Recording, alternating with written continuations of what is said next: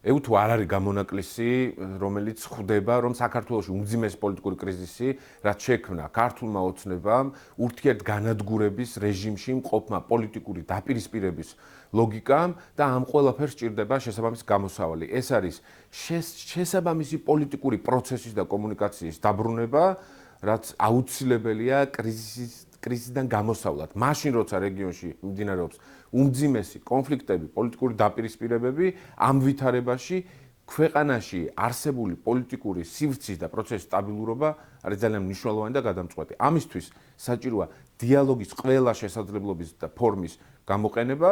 იმისთვის, რომ ეს კრიზისი გადაიჭრას, უნდა გადაუჭრათ ის მთავარი ორი გამომწვევი მიზეზი. ეს არის სამართლიანი არჩევნების საკითხი და მასზე დიალოგის საკითხი და მეორე პოლიტპატიმრების გათავისუფლება და საერთოდ პოლიტიკური პროცესები და საქმეების შეწყვეტა პოლიტიკურ ველზე. ამ ორი საკითხის გარშემო დიალოგი, ერის და საზოგადოების კონსოლიდაცია მიგვაჩნია გადამწყვეტად მნიშვნელოვან საკითხად.